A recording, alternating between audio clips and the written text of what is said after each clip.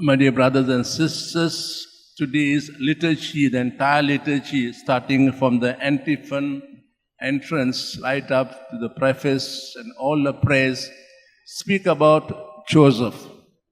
He says he was a faithful, prudent steward, a person who had a genealogy. We heard in the first reading in the gospel passage that he came from the ancestors of King David, about which we heard in the first reading that Yahweh promised David that from the descendants will come a son who will establish his throne forever. And he was a person of deep faith, about which we heard in the second reading. And gospel passage in a way summarizes the entire character of Joseph. It says there in one sentence, he was a just man, a person who loved God, a person who loved laws, a person just, and yet went beyond the law.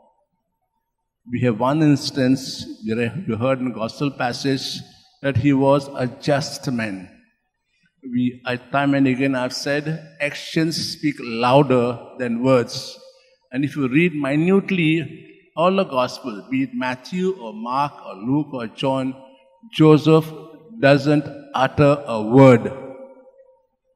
But his actions speak a lot about him. That he was a person of faith, a just man. Now, who is called a just man? A person who respects everyone. And yet, at times, goes beyond that respect. A person who respects all the laws given by the family or state or country, and yet goes beyond that. One instance is mentioned in the gospel passage. When you go back to Jewish customs and traditions, when the person is betrothed to somebody, he is already married. And yet, for a year, they remain away till they are, in a way, formally have the Jewish tradition of marriage. And when he hears about that his wife is pregnant, he is in a way confused. Not irritated, confused. The law said clearly that he should divorce her publicly, which put her to shame so that no other human being can ever approach her to get married. And yet he was a just man. He wanted to keep the law. It goes beyond the law. So he has respect for the law and for her. He didn't want her to put to shame, but plans within himself of reflecting to put her away quietly.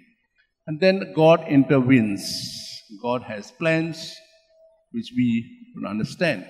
God intervenes and he obeys the plans of God. We pray for ourselves, for our heads, families, institutions, other things. Do we respect the laws? What is for us more important? Is the law important or the human being important? We will say, well, both are important.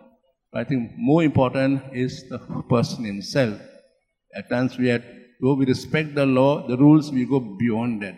So we ask God today to give us the grace, and for all those heads of any institutions or families, that besides being faithful, besides being prudent, they at times have to go beyond the law, because for them, for all of us, we human beings made by God are more important than all so-called the laws and regulations.